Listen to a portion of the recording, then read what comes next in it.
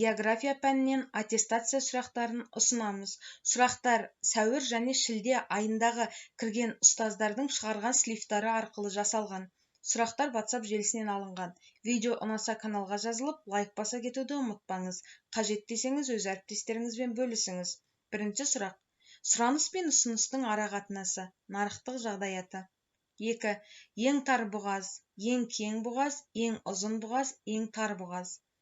Босфор, Дрейк, Мозамбик, Гибралтар. Ең үлкен кең сарқырама, Ниагара. Сарқыраманың биік нүктесі, Ақсораң. Геоэкономикалық зерттеу салаларын жіктеген ғалым, Неклесса. 6. Геоэкономиканың зерттеу салалары Неклесса бойынша. Географиялық жағдайлар, бәсекеге қабілеттілік, экономикалық қуаттылық, саясат пен экономика. 7. Геоэкономиканың түсініктер жүйесі, нысандық, кеңістік, көрсеткіштік, үдерістік. 8. Геологиялық карталардың түрлері. Болжамдық карта, тектоникалық карта, геоморфологиялық карта, гидрологиялық, пайдалы қазындылар, инженерлік геологиялық карта. 9.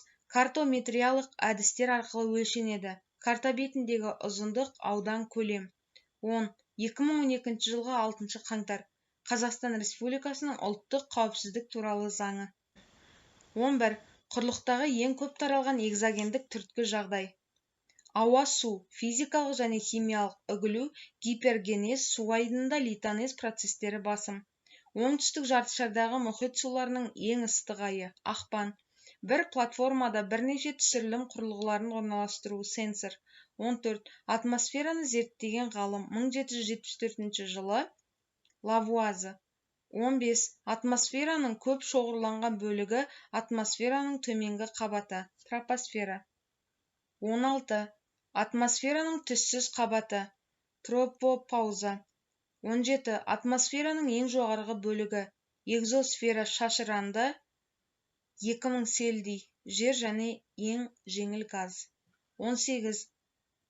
Термосфераның ерекшелігі.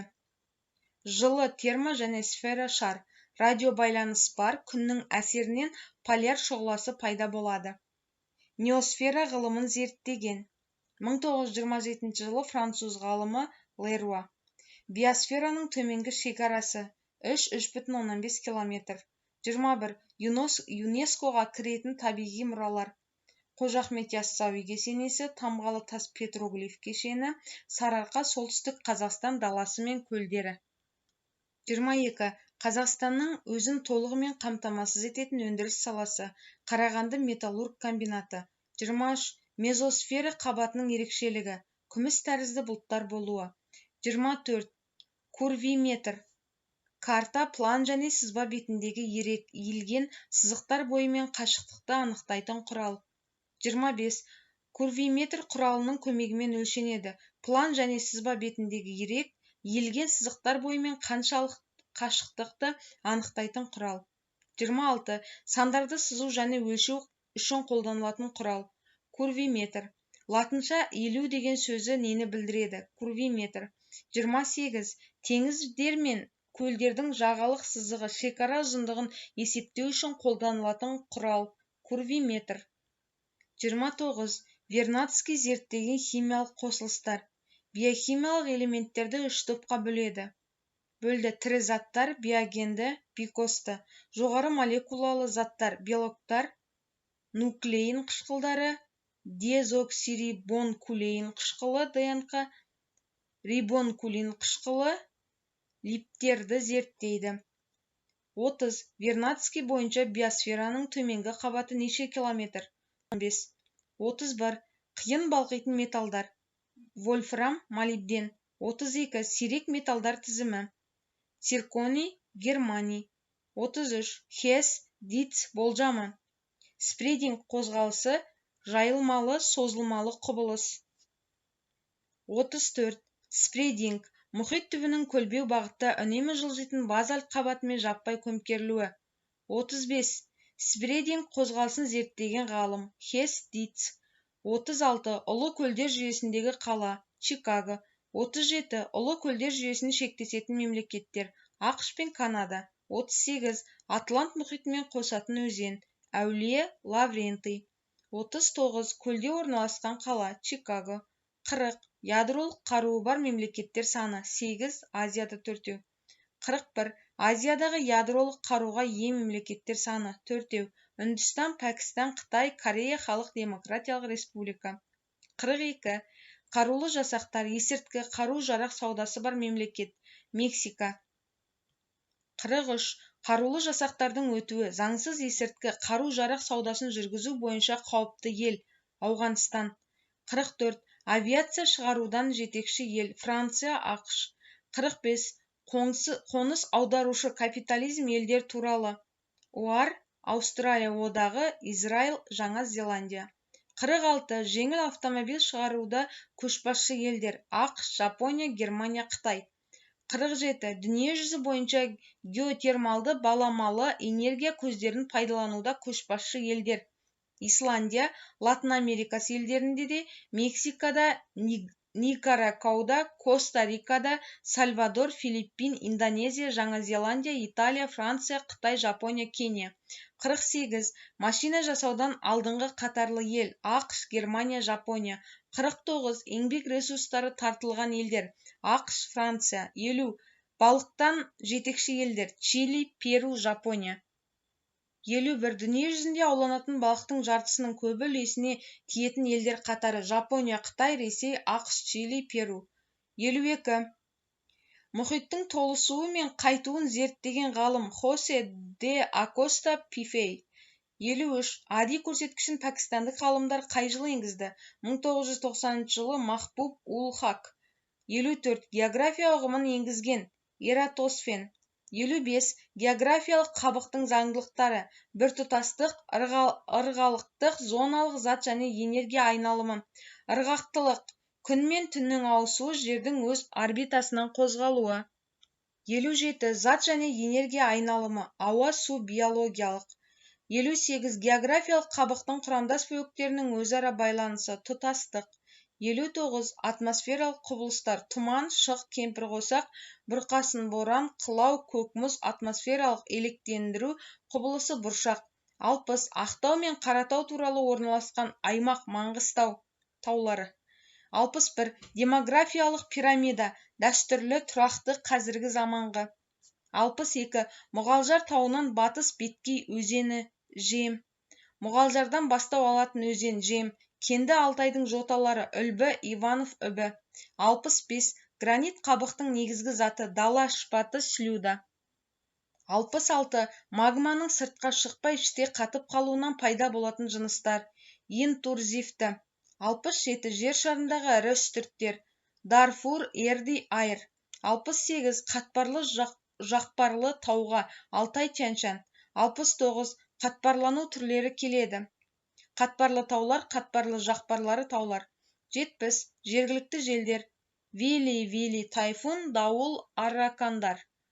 71 жоғарғы қысым белдеуінің экваторға соғатын жел 30-40 ендікте Пассат. 72 Баянсұлу, Азия авто киіз жасайтын Баянсұлу, Қостанай, Азия авто Өскемен киіз жасайтын Семей. 73 Семей қаласындағы туристік нысандар Абай мұражайы, Аспалы көпір. 74 геоақпараттық жүйелерді дамытудың ұтымды жолы интернет жүйесінің дамуы. Географиядағы аудандастырудың құрылымдық сызбасын жасаған ресейлік ғалым Тестабаев. 76 географиялық аудандастырудың басты мақсаты өзіндік белгілер жиынтығы бар аумақтық жүйелерді анықтап, кеңістіктегі шекаралын белгілеу, сипаттау. 77 географиялық жағдайлары ұқсас бөліктер жүйеленіп, өзіндік әркелкіліктер бар аумақтық жүйелерді айқындау әдісі аудандастыру. 78 гаждың негізгі 4 қызметі жинақтау, өңдеу, үлгілеу, талдау және шешім шығару. 79 гаждың мәліметтерінің типтері кеңістік, географиялық, сипаттамалық, атрибуттық, кестелік. 80 газ саласындағы ең сұранысқа ие болған бағдарлама Microsoft Excel. 81 Microsoft Excel программасы қашан шықты? 1979 жылы. 82. Гаж қызметіндегі жүретін үдерістің жүйелі реттілігі, байқау, өлшеу, сипаттау, түсіндіру, болжау, шешу. 83. Гаждың негізгі технологиялық қызметі: мәліметтерді сақтау, тақырыпты сипатта және өңдеу және оны жіктеу. 84. Гаж технологиясы ГИС бағдарламасы. ESRI. 85. Гаж құрылымдары: қабықша өнімдері автоматтандырылған жұмыс орны. 86. Түс қанықтығын айқындап, түрлендіретін кескіндермен жұмыс істейтін қандай бағдарлама? Adobe Photoshop. 87. Мультимедиалық графикалық өнімдерді жасап шығаруда қолданылады. Растрлық бейнелер. 88. Векторлық тәсілдің ерекшелігі: векторлық каркаспен бейнеленетіндіктен олар масштабтың үлкеюі немесе кішіреюінен өзгеріске ұшырамайды. Алайда векторлық тәсіл картографиялық нысандардың тек геометриялық мәліметтерді береді. 89. Белсенді қозғалмалы карта кадрлардың белгілі бір айналысқа түсіп, түрлі құбылыстардың ерекше қозғалыстарын сезінуге мүмкіндік береді. Картографиялық анимация. 90. Алғаш рет электрлік кесте жасай алатын мультиплан шығарылған жыл: 1982. 91. Қашықтықтан зерделеу Қазақстанда 2014 жылдан. 93. Казосат 1 жер сілкінісінің радио көру аймағы: Еуразияның солтүстігіндегі Таймыр түбегінен бастап Үндістанның солтүстігіне дейінгі аймақ. 94. Казосат 1 және Казосат 2 Франция көру, су тасқыны, қар көшкіні, табиғи экологиялық ағыстар алдын алу, болжау үшін ғарыштан сурет жасауға арналған. 95. Экватор маңында ауаның қалың болу себебі: кеңістік қамтуына байланысты. 96. Ластанудың алаңдық көзі: көмірлер, карьерлер. 97. Кедей адам көп кездесетін құрлық: Африка. 98. Флориданың қазақ тіліндегі мағынасы: гүлдену, гүлденген. 99. Заманауи картографияның кешенді бөлігі: геоинформатика. 100. Картография мен географияның теориясы негізделіп қалыптасып жатқан ғылым: геоинформатика. 101. Жаз айларында 75-89 км биіктікте жылтыраған күміс тәріздес бұлттар қалыптасатын атмосфера қабаты: мезосфера. 102. Құрлық астындағы жер қыртысының жазықты жеріндегі қалыңдығы 30-40 км. 103. Валерстайн моделі бойынша жартылай периферияға жатады. Балқан түбегі елдері: Португалия, Ирландия, Оңтүстік-шығыс Азия, ТМД мемлекеттері. 104. Қазақстандағы әлемдегі ең үлкен саналатын феррохром зауыты орналасқан қала: Ақтөбе, Алға, Ақсу. 105. Хром зауыты Ақтөбеде. 106. Қазақстандағы темір кені шикізаттың 90% орналасқан қала: Қостанай, Атасу. 107. Кедей адамдардың үлесі жоғары құрлық: Африка. 108. 85% экватор мен тропиктік ортасынан орналасқан 3 материк: Африка, Оңтүстік Америка, Австралия. 109. Белоруссиямен шектесетін мемлекеттер: Латвия, Литва, Ресей, Украина. 110. Әлемдік масштабта кофе өндіруге мамандандырылған елдер: Эфиопия, Бразилия, Колумбия. 111. Қазақстанның жайылымдық және шабындық жерлер көлемі: 190 миллион га. 112. Қазақстандағы ауыл шаруашылыққа жарамды жер жыртылған жердің ауданы: 36 миллион га. 113. 1972 жылы Найробиде өткен қоршаған ортаның ластануын есептеу кеңесі шешкен мониторинг деңгейі: жергілікті, аймақтық, ғаламдық. 114. 1972 жылы Найробиде өткен бүкіләлемдік қоршаған орта мониторинг деңгейі 3. 115. Жетекші дамушы елдер: Қытай, Үндістан, Бразилия, Мексика. 116. Мұнай экспорттаушы елдер: Парсы шығанағы, Ливия, Венесуэла, Кувейт, Сауд Арабиясы, Біріккен Араб Әмірліктері. 117. Жылыжай эффектісінің салдары: ғаламдық жылыну, мұздардың еруі. 118. Атлант мұхитына тән белгілер: Әулие Елена. 119. Ұлы көлдер жүйесін Атлант мұхитымен байланыстыратын өзен: Әулие Лаврентий. 120. Ұлы көлдер жүйесімен шектесетін мемлекет саны: 2.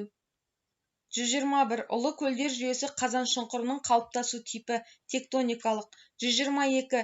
Мичиган көлі орналасқан мемлекет: ақш. 123. Азияның геосаяси жағдайы. Азияда геосаяси тұрғыдан салмақты саяси күштер шоғырланған. 124. Азиялық геосаяси кеңістікке ықпал ететін негізгі фактор. Экономикалық қуаты оның геосаяси жағдайына ықпал ететін басты фактор. 125. Джамму және Кашмир штаттары үшін шекаралық жағдайы тұрақсыз елдер. Үндістан мен Пәкістан. 126. Дәл қазіргі ұғымды салыстыру әдістерін географиялық ғылымында алғаш рет 19 ғасырда неміс ғалымы Гумбольдт қолданды. 127. Қысымы жоғары болатын аймақ антиклон. 128. Төмен қысымды аймақ циклон. 129. Газдың техникалық қызметі мәліметтерді енгізу және жаңарту, сақтау және өзгерту, талдау, мәліметтер мен нәтижелерді қорытындылау және таныстыру жатады. 130. Қазақстанның жазық даласында дамыған негізгі топырақ зоналарының саны 4. Ағаш өнеркәсібі, орман шаруашылығы. 132. Қала ауасына жасыл желектердің маңызы процентпен 20%. 133. БТЖ-ның неше түрі бар? 4. 134. Микросұлба шығаратын мемлекеттер. Микросұлбаларды экспорттауда нешінші орында? 1-ші орын Гонконг, 2-ші орын Қытай, 3-ші орын Тайвань. 135. Қазақстандағы мұздықтарды ашқан кім? Геблер. 136. Қай тауда мұздықтар жоқ? Тарбағатай, Аласа тауларда. 137. Қорықшаның анықтамасы. Мемлекеттік табиғи қорық қорының бір немесе бірнеше нысандарын сақтауға және толықтыруға арналады. 138. Халық географиясы. Халықтың ұдайы өсуі, құрылымы, орын алмасу және аумақтық ұйымдастыруы. 139. Аудандардың ретін анықтаған ғалым Холина. 140. Аудандарды анықтау Холина. 141. Жердің дөңгелек пішінді екенін алғаш негіздеп жазған Аристотель. 142. 1964 жылы қандай әдіс анықталды? Дельфи әдісі Рэнд компаниясымен. 143. Белгілі бір оқиғаның ықтималдылығын анықтауға, бағалауға бағытталған 1964 жылы негізгі қаланған топтық сараптаманың ең кең тараған түрі Дельфи әдісі. 144. Дельфи әдісінің ерекшелігі көп деңгейлігі, жасырындылығы, сырттай жүргізу болатындығы, салыстырмалы түрде әділдігі. 147. Халықаралық шаруашылықта қолданылатын үздіксіз байланыстағы аймақтық мамандану, бөлшектік салалық аймақтық. 148. Шаруашылық құрылымы бойынша аграрлық елдерге тән ерекшеліктер. Ауыл шаруашылығының үлесі басым. Аграрлы шикізатты елдер. Ауыл шаруашылығы мен өндіруші өнеркәсібі басым. Папуа Жаңа Гвинея, Алжир, Гвинея, Қырғызстан, Коти-д-Ивуар. 150. Шетелдік инвестициясы мен жоғары технологиялары, арзан жұмыс күші есебінен экономикалық даму өнеркәсіптің дамуы тән. Индустриялық елдер. 151. Постиндустриялық елдер.